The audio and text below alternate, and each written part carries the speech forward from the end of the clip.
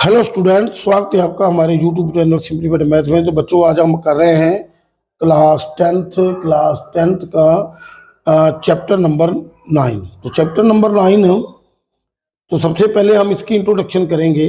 Chapter का name है application of trigonometry. तो एप्लीकेशन ऑफ ट्रिग्नोमेट्री कि हमने वो ट्रिग्नोमेट्री पढ़ा है पीछे इस चैप्टर में, उसके फॉर्मूले पढ़े हैं और उसके एंगल के बारे में हमने पढ़ा है।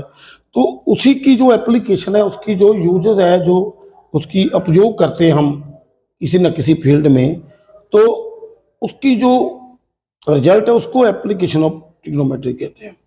तो देखो, ट्रिग्नोमेट्री में एप्लीकेशन में कुछ डेफिनेशन है। जैसे हमने किसी टॉवर की या किसी और चीज़ की हाइट पता करनी है, एंगल हमें पता है और एक साइड पता है, तो हम उसकी हाइट या कोई भी उसका जो पॉइंट है हम निकाल सकते हैं। तो देखो, बिल्कुल इसमें क्या होता है बच्चों, अगर आपको ये जानकारी होगी ना जी जो इसके बारे में, तो फिर क्वेश्चन ये आसान लगेंगे। तो देखो बेटे, लाइन ऑफ साइट, जो एक कोई ऑब्जेक्ट है, ये बना है और यहीं से कुछ दूर एक ऑब्जर्वर है जो आई से ऊपर देख रहा है ऑब्जेक्ट की तरफ। तो ये जो जिस ऊपर ऑब्जेक्ट खड़ा है उसे क्या बोलते हैं, हॉरिजॉन्टल लाइन। तो ये हमारी हॉरिजॉन्टल लाइन बेस होता है, लेकिन इसमें ये हॉरिजॉन्टल लाइन नजर आ रही है, हॉरिजॉन्टल लाइन है। इसके साथ हम ऑब्जेक्ट को देख रहे हैं, ऊपर नीचे से ऊपर देख रहे हैं, तो ऑब्जेक्ट को देख रहे हैं, जो एंगल बन रहा है उसे एंगल ऑफ एलिवेशन बोलते हैं। तो एंगल ऑफ एलिवेशन क्या होता है, जब हम ऑब्जेक्ट को नीचे से ऊपर देखते हैं, ऊपर की तरफ देखते हैं, तो जो हॉरिजॉन्टल लाइन और लाइन ऑफ साइट के बीच एंगल बनता है उसे बोलते हैं एंगल ऑफ एलिवेशन। तो देखो, इसमें लाइन ऑफ साइट है, ये देखो ऊपर की, तब हम देखेंगे तो एंगल ऑफ एलिवेशन बनेगा। जो हॉरिजॉन्टल लाइन है, हॉरिजॉन्टल लाइन और लाइन ऑफ साइट के बीच में जो एंगल बनता है उसे एंगल ऑफ एलिवेशन बोलते हैं। या नीचे से जब ऊपर देखते हैं तो जो एंगल बनता है उसे एंगल ऑफ एलिवेशन कहते हैं। तो लाइन ऑफ साइट क्या होती है बच्चों? तो line of sight, it is the line drawn from the eye of an observer to the point in the object. तो ऑब्जेक्ट तक जो ऑब्जर्वर की आई से लेकर ऑब्जेक्ट की जो पॉइंट होता है, उसको जो लाइन मिलाती है, उसको जो हम देखते हैं उसे लाइन ऑफ साइट कहते हैं। और एंगल ऑफ एलिवेशन क्या होता है? It is the angle between the horizontal line and the line of site when the observer is seeing upward. तो कोई ऑब्जर्वर किसी पॉइंट तो अपवर्ड देख रहा है, तो जो एंगल हॉरिजॉन्टल लाइन ਤੇ लाइन ऑफ साइट के बीच में बनता है उसे एंगल ऑफ एलिवेशन बोलते हैं। तो एंगल ऑफ डिप्रेशन क्या होता है? तो एंगल ऑफ डिप्रेशन बिल्कुल बेटे, बिल्कुल उसका उल्ट है। जब कोई ऊपर से देख रहा है नीचे की तरफ, जैसे ये हॉरिजॉन्टल लाइन है, कोई ऊपर से देख रहा है किसी ऑब्जेक्ट से, नीचे की ओर देख रहा है किसी बिल्डिंग से, कोई टावर है या कोई भी चीज़ है, ऊपर से कोई नीचे की तरफ देख रहा है, तो उस हॉरिजॉन्टल लाइन और लाइन ऑफ साइट के बीच जो एंगल बनता है उसे एंगल ऑफ डिप्रेशन बोलते हैं।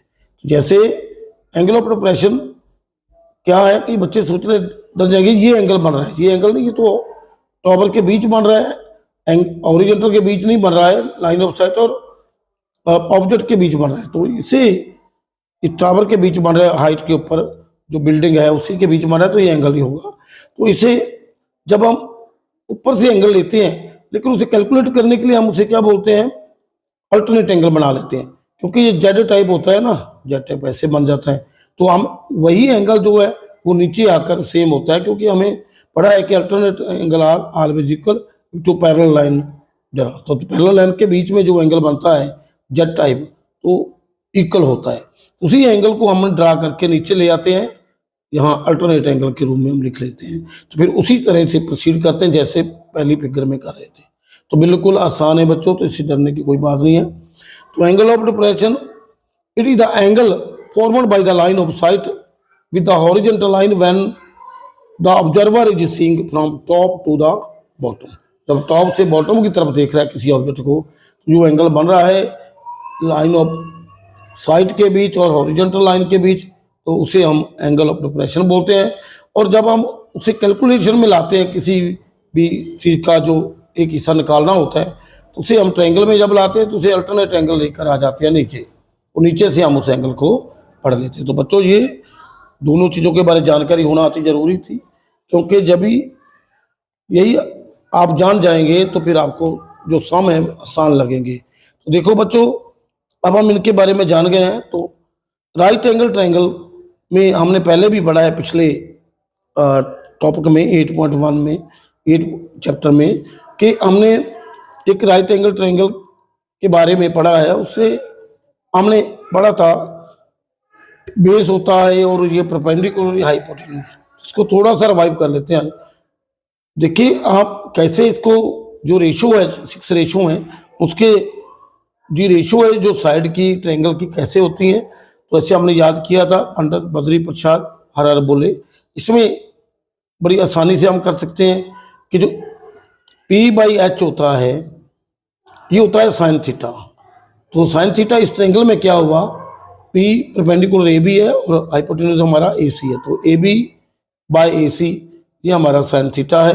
तो ये B/H यानी बेस बाई हाइपोटेन्यूज, तो ये होता है कॉस थीटा। तो कॉस थीटा BC/AC इस ट्रायंगल में नजर आ रहा है, क्योंकि एंगल हम थीटा ले रहे हैं C पर। तो ऐसे BC by base by hypotenuse. तो इसी तरह P/B यानी कि ये tan थीटा होता है। दूसरे लफ्जों में जो परपेंडिकुलर क्या है हमारा AB है, उसका बेस से डिवाइड कर देंगे उसको, तो ये हमारा बन जाएगा टेंजर थीटा। तो इसकी सभी उल्ट होती हैं, साइन का उल्ट सेकंड होता है, तो उसी तरह हम जान जाएंगे इसको उल्ट कर देंगे, और कॉस का उल्ट सेकंड होता है तो इसको उल्ट कर देंगे, रिवर्स कर देंगे। तो tan थीटा का उल्ट कोटेंजेंट होता है तो इसे भी उल्ट कर देंगे। तो देखो बच्चों, राइट एंगल ट्रायंगल में हमें क्या होता है, एंगल दिया होता है, बाकी 3 जो साइड है राइट एंगल ट्रायंगल की उसमें से एक दी होती है और बाकी को हमने निकालना होता है। तो बिल्कुल आसान होता है। देखो बच्चों, जैसे हमने मान लिया हमें ये परपेंडिकुलर गिवन है, ये 40 मीटर है, तो एंगल जो है वो 30 डिग्री है। देखिए हमने इसमें वैल्यू निकालनी है हाइपोटेन्यूज की, इसको मान x मान लेते हैं। हमको ये जो वैल्यू है ना, इसको x मान लेते हैं कि हमने x निकालनी है, हाइपोटेन्यूज की वैल्यू निकालनी है। तो कैसे चलेगी, तो बच्चों बड़ा आसान है। ये बच्चों को इसके बारे में पता नहीं चलता, वो घबरा जाते हैं कि हम क्या साइन थीटा लें, कॉस थीटा लें या tan थीटा लें। तो बेटे उसी रेशो को लेना है जिसी में वो गिवन आ जाए और जो निकालना है दोनों आने चाहिए। तो बिल्कुल आसान तरीका, जैसे हमने ये बोला है कि परपेंडिकुलर हमें गिवन है और हाइपोटेन्यूज की वैल्यू निकालनी है, तो इसमें क्या है, परपेंडिकुलर बाय हाइपोटेन्यूज किस में आ रहा है, साइन थीटा में। तो साइन थीटा ही एंगल लेंगे, तो हम साइन 30 डिग्री ले लेंगे। हम यहाँ 30 डिग्री है, तो ये क्या होता है sine theta perpendicular by hypotenuse. तो देखो इससे हम साइन 30 की वैल्यू हमें पता है 1/2 होती है, और AB की वैल्यू हमें पता है, तो AB हमारा जो है 40 है और AC की वैल्यू हमने निकालनी है। इसे हम क्रॉस मल्टीप्लाई कर देंगे, AC इधर होगा और 2 × 40 जो वहाँ मल्टीप्लाई होगा तो 80 मीटर आ जाएगी। तो 80 मीटर आ जाएगी उसकी हाइपोटेन्यूज। तो इस तरह हम कोई भी वैल्यू निकाल सकते हैं। तो इसी तरह जब हमने कोई बेस दिया हो और हमने देखो एक फिगर और बनाते हैं हम, ये बेस और ये कोई टावर है, ये 45 डिग्री है ABC, तो ये 90 डिग्री एंगल है। तो देखो अगर हमें ये पता है कि ये 30 मीटर है, तो इसको हमने निकालना है इस टावर की हाइट को। तो ये टावर है AB, इसकी हाइट को निकालना है और 30 मीटर जो इसका बेस दिया हुआ है। देखो इसमें हम क्या करेंगे, अब इसमें परपेंडिकुलर और बेस आ रहा है, तो परपेंडिकुलर बेस किस में आएगा, tan थीटे में। तो इसलिए हम tan जो इसी में 2 फिगर में ये 1 थी और 2 में क्या करेंगे, इसमें हम एंगल tan थीटे को ले लेंगे, tan 45।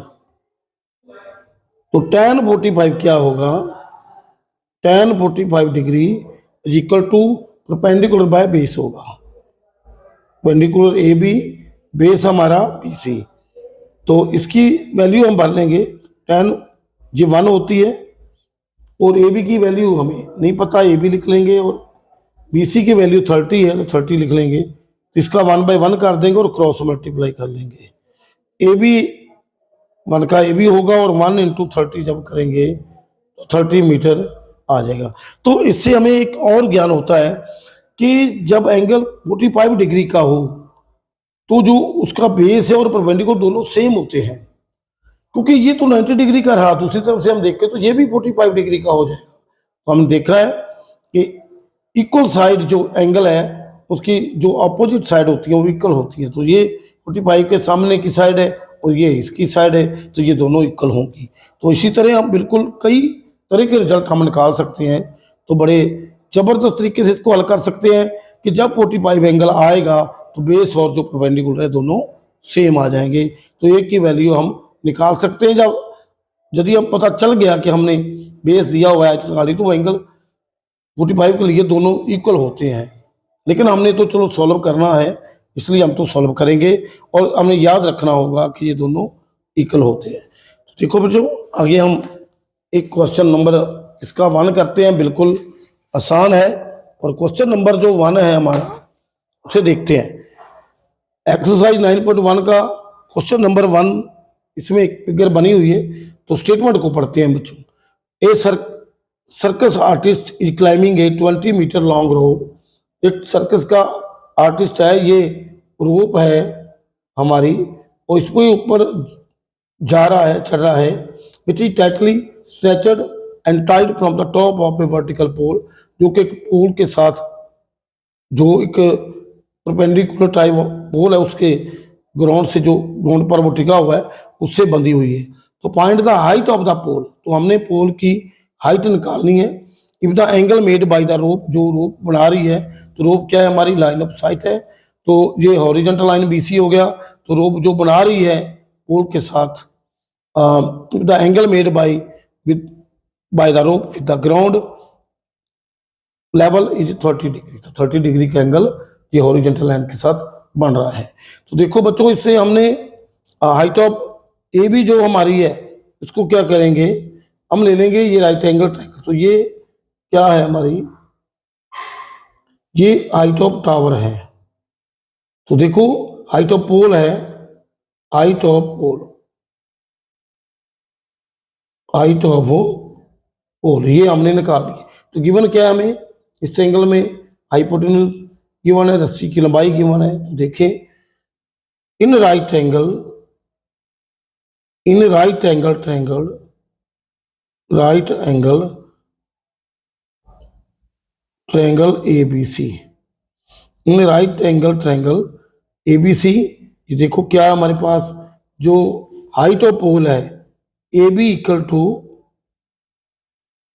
Height of pole, AB height of pole है, और AC की वैल्यू जो हमें दी है वो 20 मीटर है, और एंगल जो हमें एंगल C दिया है वो 30 डिग्री है। तो देखो 30 डिग्री का एंगल बन रहा है, तो 30 डिग्री है। तो देखो हमने क्या निकालना है, ये हाइपोटेन्यूज दिया है और हमने परपेंडिकुलर को निकालना। पोल क्या है, एक परपेंडिकुलर है। तो देखो हम कौन सा एंगल लेंगे, हम बताया था कि साइन थीटा क्या होता है, परपेंडिकुलर बाय हाइपोटेन्यूज, तो हम साइन 30 ले लेंगे क्योंकि दोनों इसमें आ रहे हैं। साइन 30 क्या होगा, परपेंडिकुलर हमें पढ़ा है कि साइन थीटा इक्वल होता है P/H, पंडित बद्री प्रसाद आराम बोले। तो देखो ये परपेंडिकुलर हो गया AB, इसको हम सीधा ही लिख लेंगे, जरूरी नहीं है। AB परपेंडिकुलर, हाइपोटेन्यूज AC है। तो देखो इसकी वैल्यू भर लेंगे, साइन 30 की वैल्यू 1/2 होती है, AB की वैल्यू हमें निकालनी है, और AC जो है वो 20 है। तो देखो इसको जब क्रॉस मल्टीप्लाई कर लेंगे तो AB इधर ले आएंगे ना, दोनों AB जो निकालना है हमने लेफ्ट साइड में ले आएंगे लाएंगे। तो देखो 2 × AB हो जाएगा, और इधर 1 × 20 हो जाएगा। तो AB 2AB is equal to 20 आ गया। तो अब हमने AB निकालना है, तो जो 2 इसके साथ है वो नीचे चला जाएगा दूसरी तरफ, क्योंकि जब मल्टीप्लाई टर्म होती है ना इधर, उसी तरफ जाए तो उससे डिवाइड होती है दूसरी तरफ, तो 2 डिवाइड हो जाएगा, 2 1 का 2 10। देखो जी हाइट ऑफ पूल कितनी आ गई, 10 मीटर हमारा आंसर आ गया।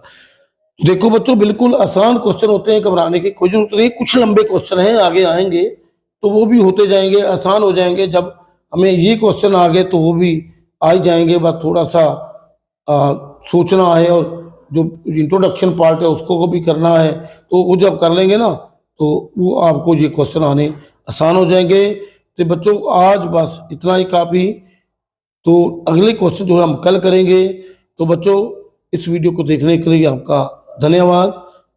तो बच्चों इस चैनल को सब्सक्राइब करें, लाइक करें और शेयर करें।